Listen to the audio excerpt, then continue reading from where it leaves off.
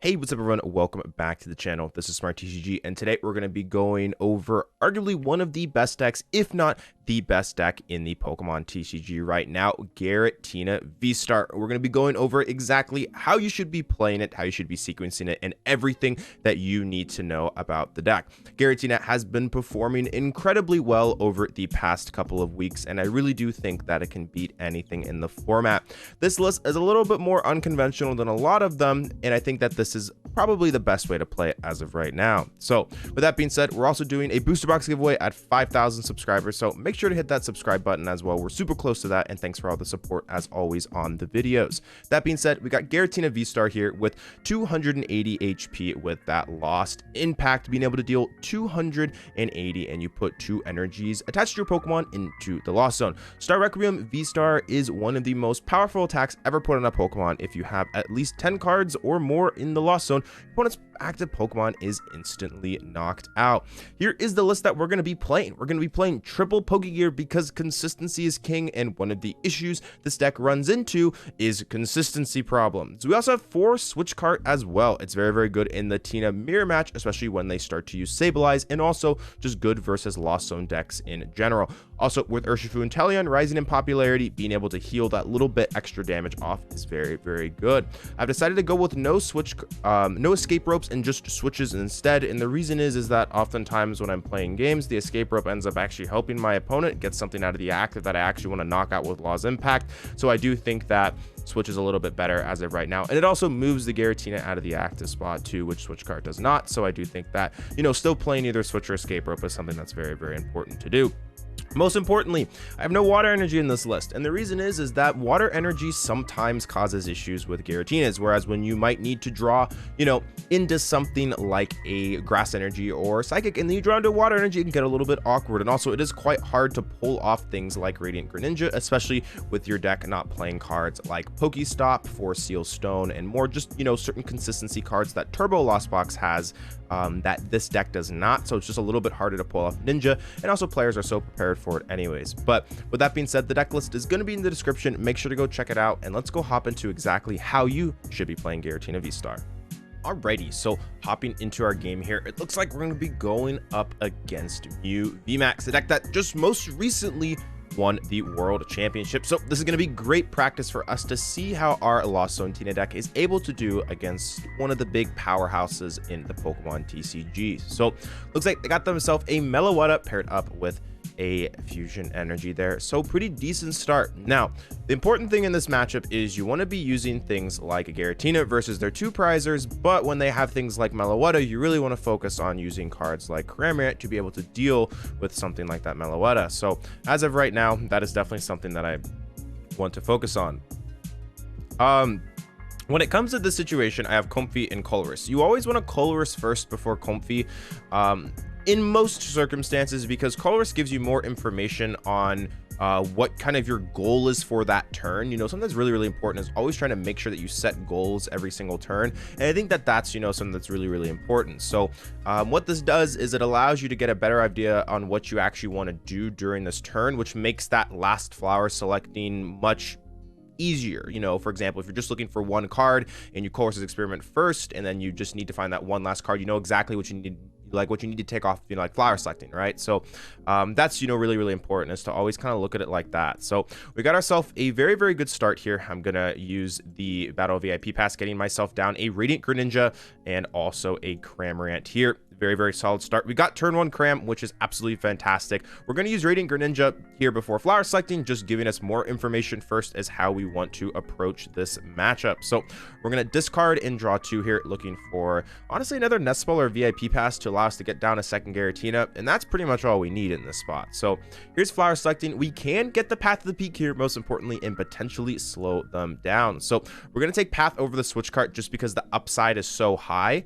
of, you know, just being able to lock them, you know, pretty much out of the game, or force a 4-seal stone prematurely, right? Which is something that's very, very important. If we can force a, you know, like them to burn a 4-seal stone on a loss of vacuum, that's very good, and that makes potentially Roxanne Path or something later on in the game significantly more detrimental to them. So we got ourselves another Giratina as well. We're going to be able to bench that down, and then we're going to be able to retreat and utilize that Cramorant Spit innocently, paired up with the Path to the Peak. We're set up absolutely beautifully for a turn 2 loss impact as well if we need to. So gonna deal 110 here, take that KO nicely onto the Meloetta. Most importantly, also getting that fusion energy off the field. Being able to take fusion off the field is very, very important, as it takes away that threat of something like Melodious Echo, which is much more scary to deal with than the Technoblast, and we are able to take down them really, really quickly. So just kind of showing off exactly how you should be approaching that matchup. Really, really good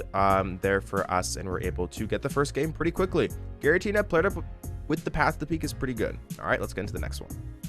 Alrighty, everyone, hopping into the next game. Looks like we're going to be going up against some type of Arceus variant with the Battle VIP Pass here. So here comes Battle VIP Pass being used. Going to be able to get down. Oh, looks like it's Charizard. All right, going up against one of the best decks, most notably probably one of the most hyped up decks in the format, as it's a brand new shiny card, Charizard. So you see the Ultra Ball in the VIP Pass. I should have known first off that when they played VIP Pass, it probably wasn't just a normal Arceus. But anyways, there is the other Charmander here in a absolutely flawless start here. Now, in this situation, my option to Colress is obvious here. However, my start actually is not very good. So I'm actually going to preemptively burn this gear and attempt to thin something out of the deck. The best case scenario is I drew into like Boss or Roxanne or another Colress. I thinned it out, which maximizes my chances of finding, you know, something like a Battle VIP Pass. It didn't end up working out here. However, I am able to find what I'm looking for off this Colress experiment.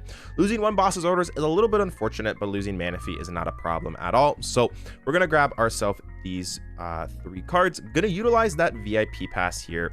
Gonna grab ourselves a Comfey and a Radiant Greninja. Just need to draw cards here, and I should naturally be able to run into something like a Giratina or another VIP Pass, Cramorant. Definitely lots of things I could draw into. So we're gonna start off here with that Radiant Greninja first, because that influences what I want to take off the flower selecting. So we're going to use flower selecting here, and the reason why I'm going to use flower selecting instead of Nest Ball is I want 2 things. I want potentially a Cramorant this turn, or I want another Comfey, or I want something like a Giratina. So whatever I flower selecting into, if I draw into that, will influence what I potentially want to Nest Ball for. So we're going to utilize Comfey here. A little bit of a rough selection, as both of these cards are very, very important. However, I typically like to value energies a lot more, especially with Giratina, as you need several energies to actually be able to attack. So I'm going to focus on that here. I'm also going to retreat as well. We're going to discard one of the Psychics, so I have one of each in the discard pile. Go retreat into the Comfey. Ideally use the flowers like in here. Hopefully looking for something like a VIP Pass. I don't get it. I did draw into a Super Rod here and a Nest Ball. So I think I'm going to take the Nest Ball. Seems fine. I want to get down double Tina anyways. So I think we'll take the Nest Ball. I could also get down just a 3rd Comfey too, because they're probably going to KO me. So I think actually getting down 3rd Comfey is also just totally fine. Because we should have no problem finding the Giratina anyways. And it's very unlikely they're actually going to be able to KO me too. So this seems okay. So we're gonna go Nest Ball, getting ourselves a Giratina. I don't really need to cram this. There's not really a reason for me to, just simply because I already one-shot it with something like the Lost Impact. So we're gonna Switch Cart into the Comfey here. Just getting up to 5 is very good. That means I can just go Colress. I don't even need flower selecting next turn if I actually want to take the KO. There's a Battle VIP Pass. However, I really don't need that. I want to value that energy a little bit more, especially because I burned a Super Rod and it's in the Lost Zone. So we're gonna now at this point just Path to the Peak. Got everything I need. Got myself Colress for next turn. There's no reason to bench Sableye as of right now because I'm not close to 10. I'm not going to be Sableye next turn most likely anyways, even though it is actually technically possible. It's something I'm not going to be really looking to do.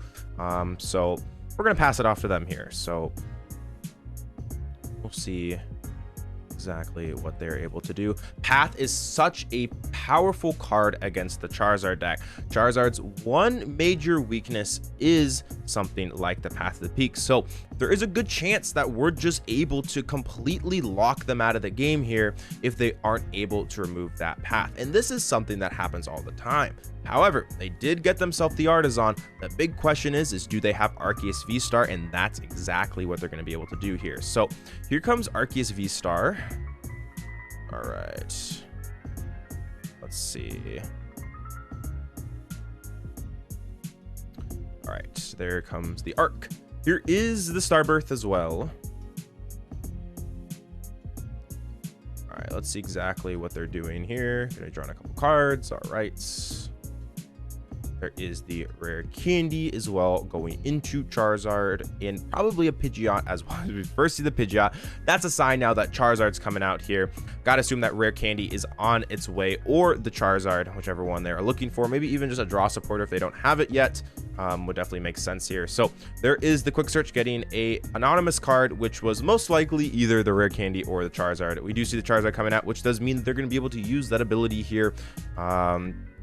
Specifically called Infernal Rain to be able to power up a Pokemon. Probably going to see that Arceus get loaded up here as an option so they can use that Trinity Nova. However, we are in a very, very good spot as long as we can just simply find that Giratina V-Star.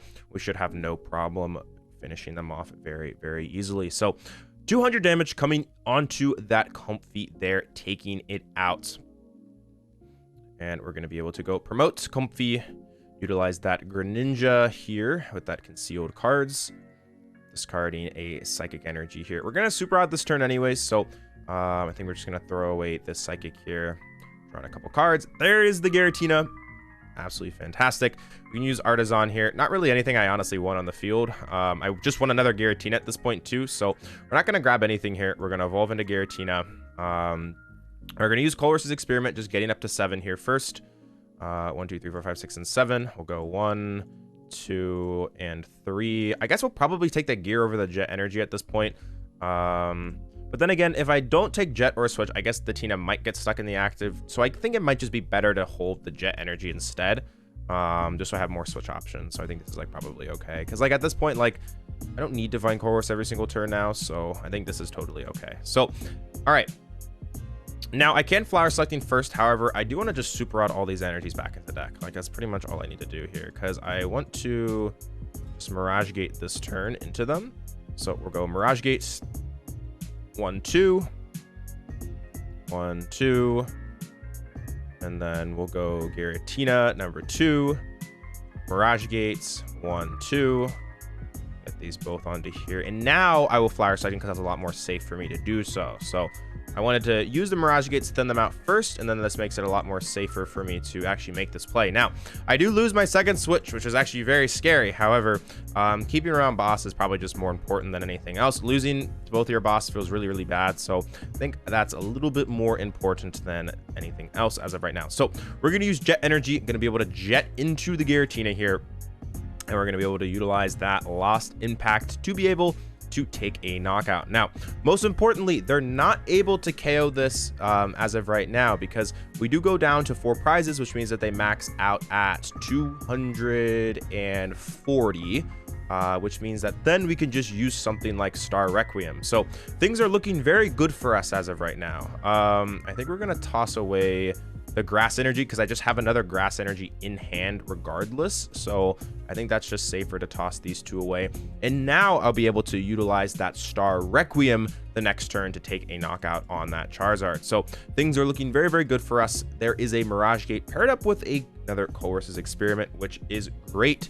So we're going to be able to then just simply go Mirage Gate onto Giratina on the bench, Star Requiem, and then ideally finish it off with a boss's orders. It's going to be important, though, for us to thin out the deck as much as possible as something like Iono or Roxanne is expected so that we really want to try and maximize that chance of just being able to find that boss's order. So this next turn will be focused around just thinning cards, as that's going to be really, really important. So, all right. There is the Pidgeot here, probably going to get themselves a supporter of some sort or just another rare candy to be able to pull off the Charizard. But it's so difficult for them. Like, what do they do in this situation, you know, where it's just like, I take that KO, now I'm threatening Star Requiem. If they just attack with Pidgeot here, they get put in an awkward situation where I can then just go Lost Impact, and then I can Requiem anything. I could effectively set up a checkmate scenario here where I can just instantly just go Lost Impact, get 2 Tinas with 2 energy, then it's effectively checkmate. However, not gonna happen here. Gonna be able to, honestly, it actually could just happen here. I can go here. Yeah, this is really good. All right, we're gonna Artisan. I actually think I can just checkmate here. So we're going to, yeah, we have 1 of each energy left, which means that I can go 1 and 1, attach for turn, impact, discard 1 and 1, which effectively leaves me. Yeah, so in this situation, I actually just have checkmate on the board. So we can go, we're gonna fail that. We're going to bench down the 3rd Comfey just so we have it. We're going to Mirage Gate here. Go 1-1. We'll go 1 energy onto here. 1 energy onto here. Then I will Jet Energy into this Giratina. We'll go Jet into this Giratina. We'll utilize the boss's orders. Going to bring up this Pidgeot here. And now I can Lost Impact, discarding 2 specific energies that will set up a perfect Star Requiem next turn. So 280, gonna remove the Jet Energy. This leaves both Psychic and Grass Energy, and then I can remove one of these Lightning energies, remove one of these Psychic energies here, which will leave Grass and Psychic there. So effectively completely checkmating the board state, as I now have access to Star Requiem this next turn. So absolute best case scenarios in this matchup is to be able to use Lost Impact on things like Arceus and also Pidgeot as well early game to be able to set up this board state. And there it is, complete 100% checkmate with Star Requiem on that next turn, and we're able to take them down. So very, very strong game there, strong showing of Giratina, how you should be approaching that matchup as well. So with that being said, that is going to do it for the video. If you enjoy the content, make sure to leave a like and subscribe. It's the best way to support me out as a creator. And with that being said, I love you guys all very much, and I'll speak with you again soon. All right, peace out, everyone. If you're looking to improve your game, I do offer coaching on Manaphy. I was ranked in the top 16 ranked players in the entire world, and I know what it takes to reach the next level. I have a free coaching consultation if you're interested in booking that, to kind of figure out exactly what coaching is and whether or not it is something for you. I also have individual sessions, event decklist preparation, replay reviews, training plans, and more. So if you have any questions, make sure to book that consultation if you're interested, and we can kind of go over exactly what coaching is and how it will make you into the very best player that you can possibly be. But with that being said, thank you so much for sticking around. I appreciate it. This is Smart TCG, and I'll speak with you all again soon. Thank you so much for the support. Peace.